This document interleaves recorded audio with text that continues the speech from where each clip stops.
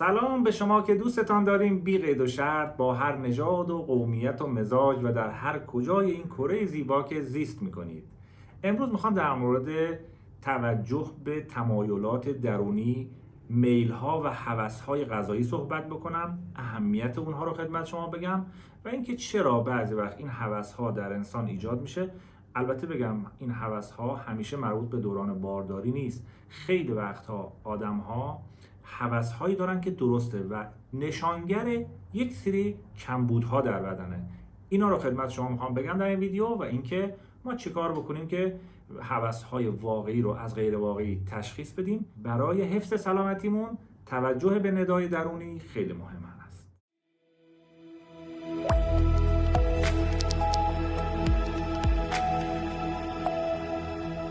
تمایلات درونی و هوس‌ها و نداهای درونی ما از آن دو نوع هستند. یکی کاذبه که اصلا در واقع به صورت کاذب ایجاد میشه و بعضی ها هستن که واقعی هستن و برخواسته از یک کمبودی در بدن هست که اینها رو بایستی از هم تفکیک بکنیم. زمانی که شما هوس پیدا میکنید به یک سری مواد غذایی بی ارزش، قطعاً بدونید که در واقع این هوس کاذبی هست. زمانی که شما بیمار هستید و هوس میکنید به خوردن یک ماده‌ای، این هم خیلی قابل اعتنا نیست. زمانی که خیلی خسته هستید و خواب درستی نکردید و استراحت کافی نکردید، شما نمیتونید به هوس خودتون خیلی توجه بکنید. چه زمانی هوس‌های ما، هوس‌ها و نداهای درونی ما، در واقع من اسمش رو گذاشتم ندای درون. ندای درون ما ندای درستی هست زمانی که ما در حالت ریلکسی قرار داریم و در حالت استرس نیستیم و تو حالت متعادلی هستیم از حیث سلامتی.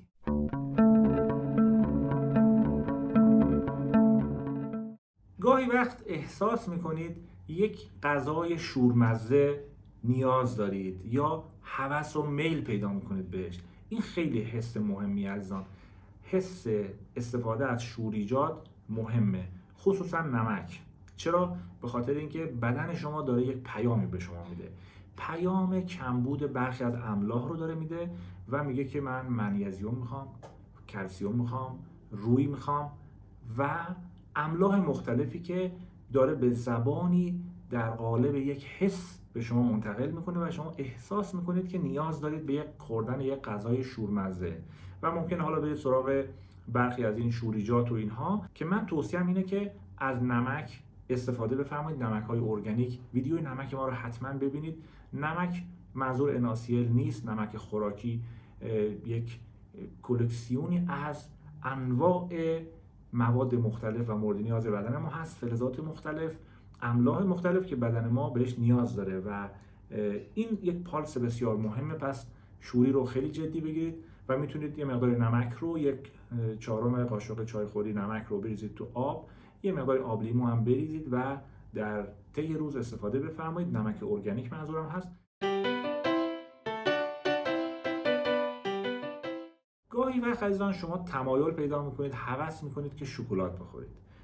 میل به شکلات یک نشانه است. نشانه کمبود منیزیم هست. نشانه این هستش که بدن شما سروتونین میخواد و دوپامین میخواد که خودش رو میخواد رفرش کنه. به خاطر همین خیلی از افسرده ها دنبال شکلات خوردن هستن. به صورت ناخودآگاه میرن به سمت مصرف بی‌رویه شکلات ها. چرا؟ چون بدنشون کمبود منیزیم داره و منیزیم بسیار مهمه در واقع واکنش های بدن که هورمون های مورد نیاز نشاط و شادی رو در واقع ایجاد بکنن.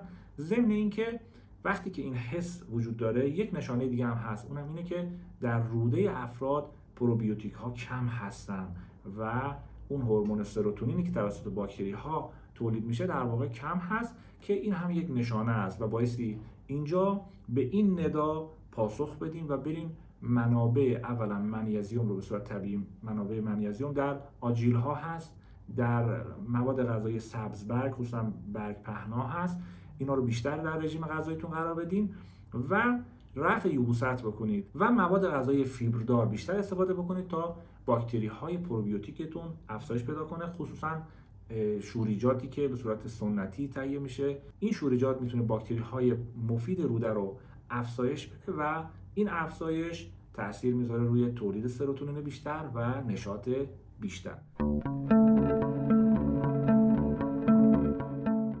هوس بعدی هوس لبنیات هست، خصوصا پنیر عزیزان. زمانی که فردی به پنیر خیلی علاقه داره یه نشانه است. نشانه میتونه کمبود برخی از مواد باشه، برخی از ویتامین ها مثل ویتامین آ، ویتامین دی در بدن باشه اولا، و همچنین میتونه نشان دهنده کمبود کلسیم باشه و فردی که حس تنهایی داره و حس درونگرایی داره هم تمایلش به خوردن پنیر بیشتر میشه، چرا که در پنیر خصوصا پنیرهای سالم و طبیعی اسید آمینه تریپتوفان درش هست که این اسید آمینه در مغز باعث بهبود خلق و خوی شما خواهد شد. بنابراین کسانی که میل به پنیر دارن خب قطعا پنیر زیاد خوردن مضر هست، ولی اینو بدونید وقتی که کسی پنیر زیاد استفاده میکنه باعث ویتامین آ، ویتامین دیش تامین بشه و نیاز به تریپتوفان داره و شما میتونید برای تأمین این اسید آمینه آجیل ها رو بیشتر استفاده بکنید. آجیل هایی که یه مقداری هم شور باشه بسیار خوبه، با نمک ارگانیک اگر در واقع تفت خورده باشه و آماده شده باشه بسیار عالی هست. و این ندا هم ندای بسیار درستیه. تمایل خوردن به پنیر در واقع کمبود این موارد رو به همراه داره که توجه بهش ضروری هست.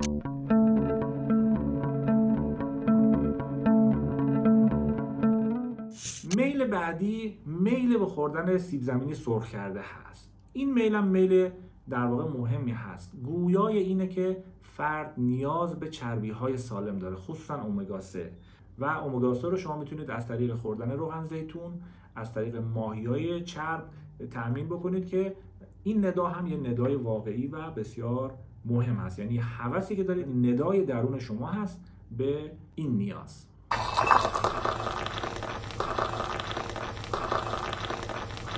هوس و میل بعدی که خیلی هم میتونه شایع باشه هوس خوردن قهوه و چای هست. این رو هم از آن بدونید که بدن شما داره پالس میده که من خستم و خستگی آدرنال وجود داره، نیاز داره به یک رفرش و رفع خستگی و مصرف چای رو، قهوه رو شما اگر بیش از حد استفاده کنید، هر روز استفاده کنید، ویدیوی ما رو ببینید، عوارض بسیار زیادی داره، به مرور باعث غلظت خون میشه و به مرور تبعات زیادی روی پوست و روی کل بدن شما خصوصا بیماری قلبی ایجاد میکنه. این هوس و میل رو میتونید از طریق استراحت کافی در واقع برطرف بکنید. یک دوم نشانگر یک استرس هست. زمانی که فرد استرس داره میخواد یک ماده مخدر مانندی استفاده کنه کلا استرسش کم بشه و فضای آرامی بهش دست بده. بنابراین من توصیه‌ام اینه که برای کسانی که خیلی هوس قهوه و چای دارن روی آرامششون کار بکنن. این آرامش میتونه با پیاده روی، قدم زدن، نفس عمیق کشیدن، با دوستان خوب معاشرت کردن و با تغییراتی که در لایف استایل ایجاد میکنید میتونید این هوس ها رو کم بکنید و به صورت نرمال و عادی برسونید. چون هوس وقتی که زیاد میشه، میل زیاد میشه، قطعا ما هم میریم سراغ افراط و زیاده روی در خوردن بعضی از مواد که قطعا برای بدن مضر هست.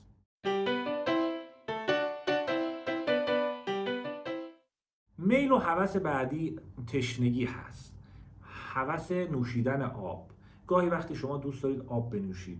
دو نوع هست. یکی اینکه گاهی وقتی هست که با نوشیدن آب شما این در واقع آتشتون برطرف میشه که طبیعی هم هست، باعث آب بنوشید. این به خاطر کم آبی بدن هست، این میل به آب. گاهی وقت شما هرچی آب مینوشید این میلتون به آب باز هم هست و این میتونه نشانه افزایش قند خون باشه. وقتی که قند بالا هست در واقع برای دفع قند نیاز به آب هست. با آب در واقع به نوعی قندها رو میشوره، از طریق کلیه دفع میکنه و دائم حس تشنگی داره این فرد. و افرادی که صفراوی مزاج هستن اونها هم چون کبدشون گرمای زیادی داره و آنورمال هست اون گرما، در واقع اینها هم میل به خوردن آب خیلی دارن، خصوصا آب یخ که خوردن آب یخ مضرات خیلی زیادی داره. من در ویدیو آب گفتم که چطوری آب بخورید، با چه سیستمی که هم آتشتون برطرف بشه، هم بدن هیدراته بشه، در چه زمانی، چه آدابی. ویدیو بسیار موفقی هم بوده در یوتیوب، میتونید ببینید. خوردن آب یخ برای کسانی که تشنگی دارن تشنگی رو بیشتر میکنه عزیزان. یعنی به دلیل اینکه کبد صفرای اضافی ترشح میکنه، اون صفرا مجدد آدمو تشنه میکنه.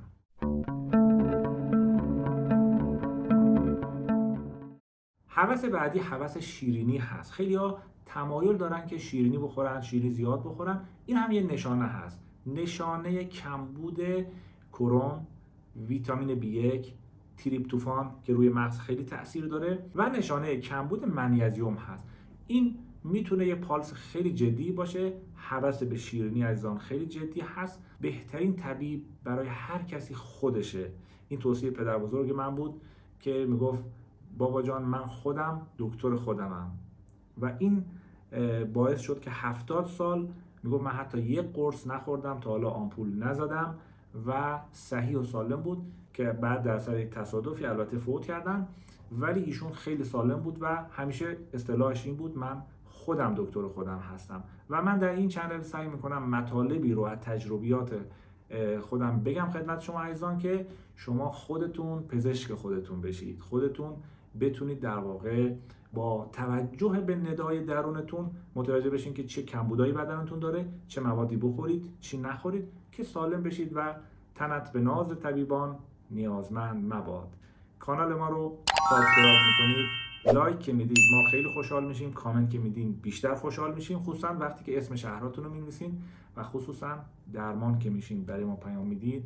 تمام خستگی ما و تیم ما در میره و ما انگیزه پیدا میکنیم برای خدمات بیشتر خدمت شما عزیزان.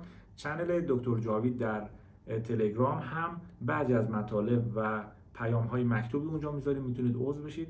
مطالب بسیار مفیدی رو اونجا در واقع قرار میدیم، دنبال بکنید خوشحال میشیم. میل به شیرینی رو عزیزان حتما با قندهای سالم برطرف بکنید.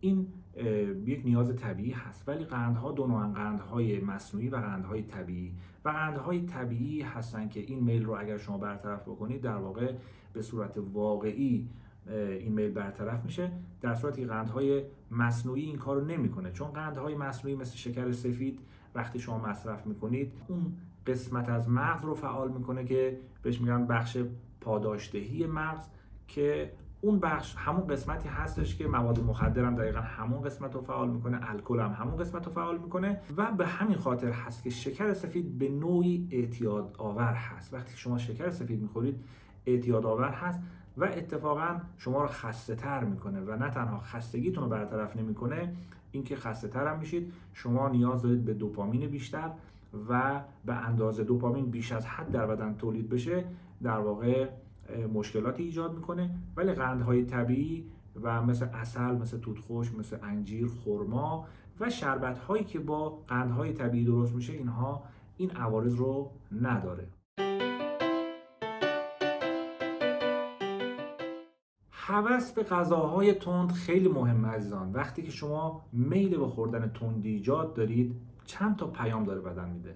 یکی این که همونجور که میدونید غذاهای تند مثل انواع فلفل و اینها تقویت کننده سیستم ایمنی است. به همین خاطر بدن داره میگه که سیستم ایمنی رو تقویت کن، که برای تقویت سیستم ایمنی من یک ویدیو جداگانه‌ای در واقع توضیح دادم، بهش مراجعه کنید اگه حس میکنید سیستم ایمنیتون ضعیف هست. این ندای اول. ندای دوم میل شما به خوردن تندیجات کاهش حرارت هست.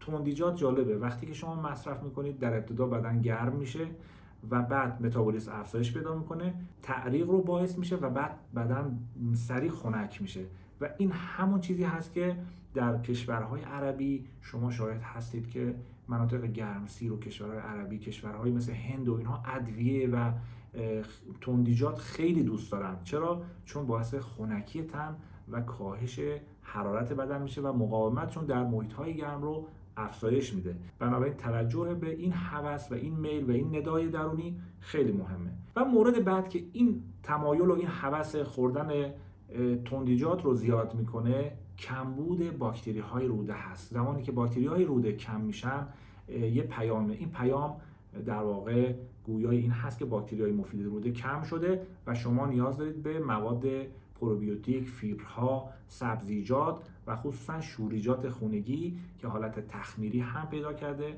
و پر هست از میکروبیوم ها و باکتری های مفید روده.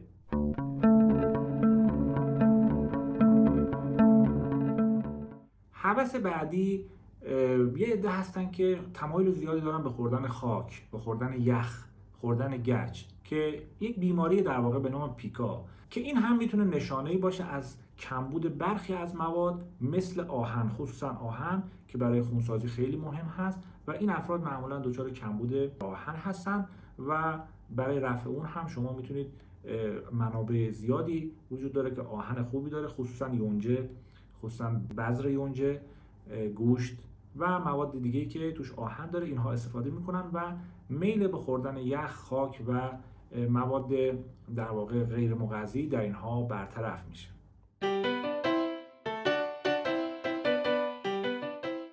میل به خوردن و طعم‌ها و مزه‌های مختلف ایضاً یک جنبه فطری و مزاجی هم داره. از زاویه طب سنتی جالب بدونید که 4 مزاج داریم و به صورت کلی افراد هر مزاجی تمایل به خوردن بعضی از مزه‌ها رو بیشتر داره. مثلا کسی که گرم مزاج هست و صفراوی مزاج هست تمایلش به خوردن ترشیجات بیشتره، لواشک، ترشی یا مواد غذایی خنک مثل کاهو، خیار و اینها بیشتر است. می‌بینید که شما براش پذیرایی میبرید بین خیار و موز خیار رو انتخاب میکنه، تمایل خوردن خنکی بیشتر داره. افرادی که در واقع تابستانی مزاج هستن اینجوری هم، صفراوی مزاج هم اینجوری هم. کسانی که بلغمی مزاج هستن تمایل به خوردن مواد غذایی گرمی بخش رو بیشتر دارن، شیرینیجات بیشتر دوست دارن و مواد غذایی با مزاج گرم رو که در ویدیوی مزاج شناسی شما میتونید مزاج خودتون هم بشناسید، اونجا آشنا بشید با این موضوع. افرادی که سوداوی مزاج هستن، پاییزی مزاجن اصطلاحاً، افرادی که درونگرا هستن، اینها تمایلشون به شوریجات بیشتر هست. و افراد دموی مزاج یا بهاری ها، اینها هم افرادی هستن که تمایل به خوردن گوشت بیشتر دارن، تمایل به خوردن چون انرژی میسوزونن، آدمای پر جنب و جوش هستن، تمایل به خوردن شیرینیجات درشون بیشتر هست، چربیجات رو، مواد چربی رو بیشتر دوست دارن. و البته دموی ها تقریبا آدمای خوشخوری ان، خوشخوراکن اصطلاحاً و اینها همه طعم ها رو دوست دارن ولی اینهایی که گفتم خصوصا شیرینی رو بیشتر.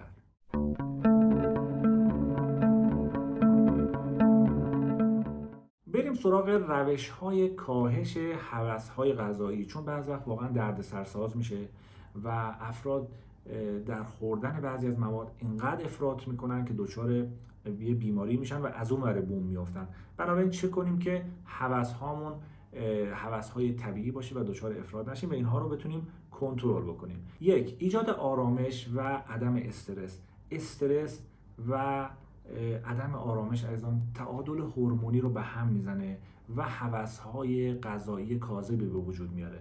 اگر دقت کرده باشین خانم‌های باردار دیدین به یک موادی ویار پیدا میکنن، به مواد خیلی تمایل پیدا میکنن چون تعادل هورمونیشون به هم میریزه. بنابراین هر عاملی که تعادل هورمون‌های بدن ما رو به هم بریزه ایجاد هوس‌های کاذب میکنه.